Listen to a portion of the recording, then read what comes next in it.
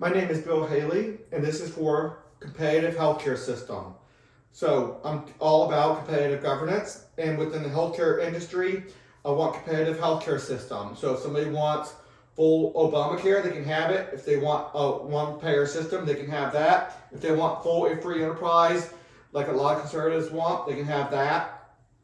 I want about a dozen different systems out there, and how I'll let you know how they can work together in different things. But here's why the current system is failing and the solutions by Stephen Moore. I'm not going to go through the whole article, but give you an overview of the 8 reasons to hate Obamacare. Um, he says still hate Obamacare, which means he probably put out an article regarding this before. And what are we at?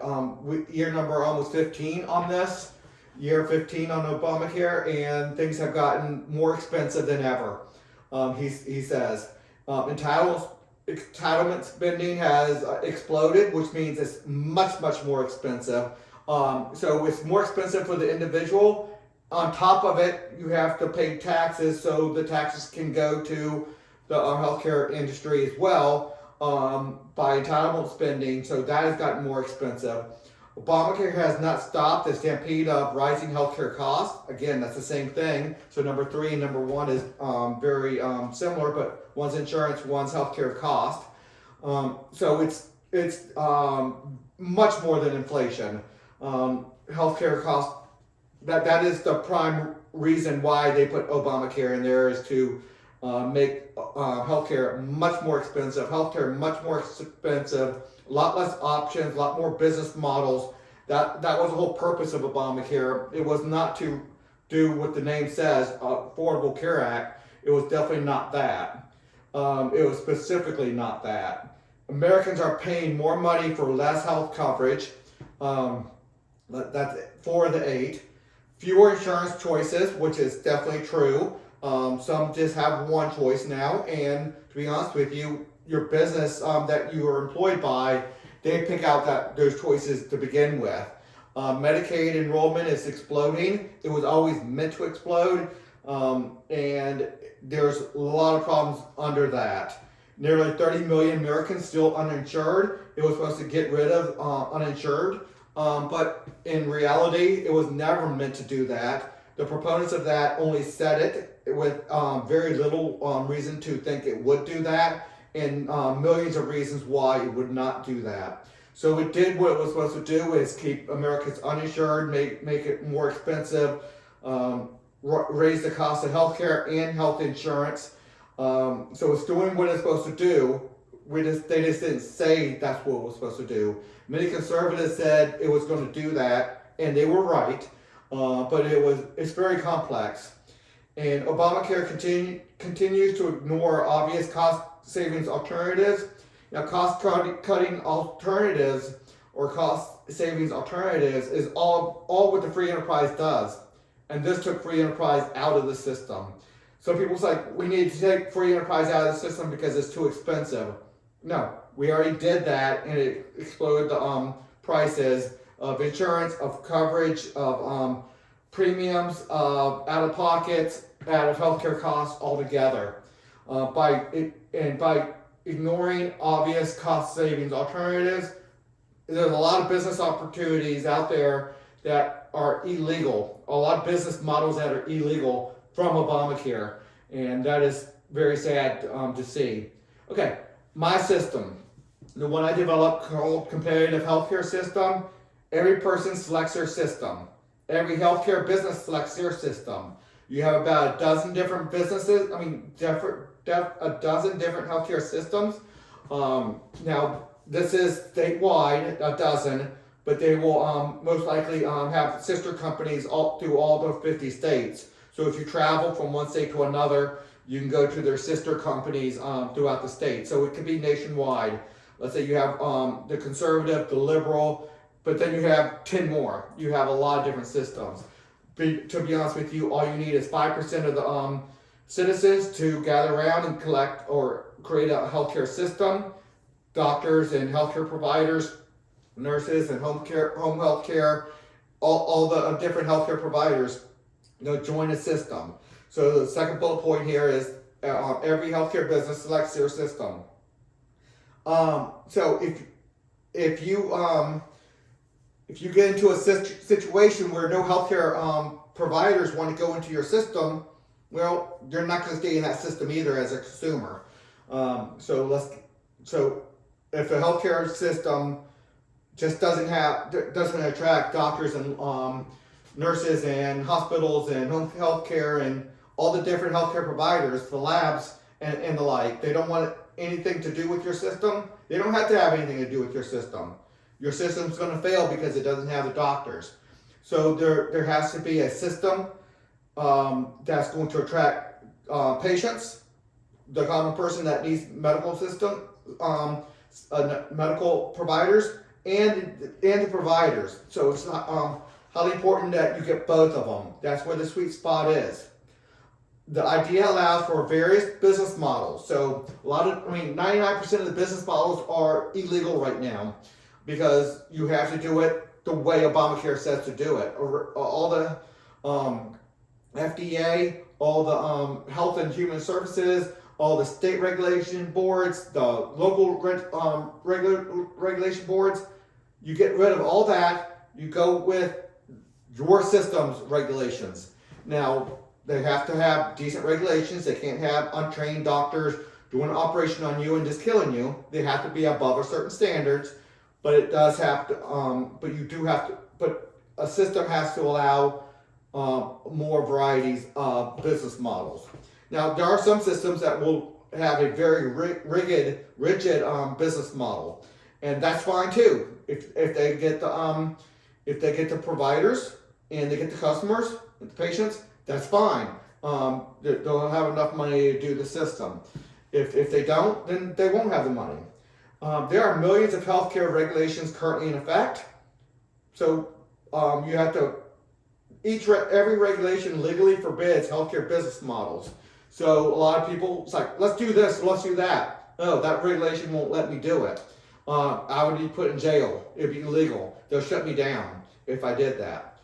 The only businesses legally allowed to operate must weave through these millions of regulations. That's very, very expensive. That adds to the expense level of a business of healthcare. Okay, insurance regulations are another whole set of regulations that you have to weave through. Certifications, to be able to do certain things, another whole set of regulations that stop a lot of people from being able to do something. Now, obviously, we want people certified, accredited, educated, but all those things can, if they're done badly, it can limit the supply of people legally allowed to do that job. Instead of opening it up to more people, get them trained up, but open it up. There's a lot of talk about people who were doing a medic in the military, but they come out to the civilian world and they can't get a job even though they know the skills. They would have to go through many years of education just to be able to do what they already knew how to do. So obviously there's some merit to that, but there's also merit to you need to know the way we do on the civilian side. There's solutions to that, and every healthcare system can try to find that solution and try to attract those people the most efficient and productive way there is. So insurance regulations are tough to do. So a healthcare system is going to be able to do insurance regulations, certification regulations, accreditations, education, all the medical schools out there. Sometimes they're very much limited on how many students they can do, so they don't have too many doctors in the system at one time, because too many doctors in the system at one time could reduce down the cost of medical care. Labor laws are very important to be able to regulate properly to get the best healthcare industry. And many others regulations dealing with labor law or healthcare. And all these increase the hurdles to creating a healthcare provider business models. There are people who their sole job is in the healthcare industry is to try to weave themselves through the regulatory system. And there's a lot of jobs. And those people, what is their job? Saying, no, you can't do it that way, no, you can't do it that way. Some of those are good, some of those are bad, but the insurance systems, the competitive insurance system that does that the best, makes it most productive way to do it is the better models, the more inexpensive models, the models that can make the doctors and the nurses the most amount of money and cost the patients the least amount of money because you're not doing unnecessary stuff. This idea creates about a dozen healthcare regulatory organizations as well as a dozen of insurance regulations, certifications, accreditations, education, labor laws, and many other sets of related regulations. So there's a lot to a healthcare system, not just doctors, not just nurses, not just hospitals. There's a lot to it. And all these dozens of regulatory organizations, literally many dozens, and healthcare and education and insurance and accreditations. There's a lot out there, and you have to weave through all that. Every individual and every healthcare business must join healthcare and other regulatory organizations. So you have to join one, hopefully the one that does it the best in your opinion. Okay, members elect the leadership of their regulatory organization. So healthcare businesses will elect the leaders of their healthcare organization. Regulatory organizations only regulate their members, highly important. Both individuals and healthcare providers, so they only regulate their members, both the patients and the providers, healthcare providers. Members pay for the regulatory organizations, so the doctor's offices, hospitals, doctors, nurses, whoever, they pay for the regulatory organization. So it's not going to the general budget of a government. So we pay less taxes, but in exchange for paying less taxes, you pay your regulatory organization directly to regulate you. So obviously you want somebody who's going to regulate you with efficiency, productivity, and a good system. This idea allows many business models that are currently unlawful.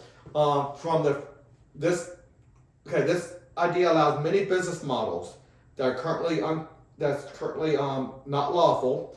From the free enterprise to many plan systems. So if you want a single payer system or Obamacare, you can do that, but they only get to regulate them. You can't go into the general budget. You can't regulate people outside of your system. So that would be important to understand. It would be essential to switch from employer-selected health insurance to employer-funding employee-selected healthcare system. So no longer does your employer get to pick out your health insurance company, and but you still want the employer to maybe pay a portion of your health care. You just tell them what health care system you have, and then go into a health savings account, and go into you can go into premiums, many different things. So if an employer wants to still help with health care, they can. It's just that they don't have that control over their employees anymore. No competitive healthcare system can draw on general government funds.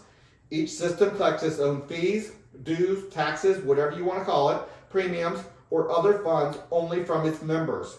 So that they can only get money from their members, their healthcare businesses, or the individual citizens. Most systems will see value in allowing members to do business outside their chosen healthcare system. So many systems will coordinate with other healthcare systems for that collaboration, for that crossover.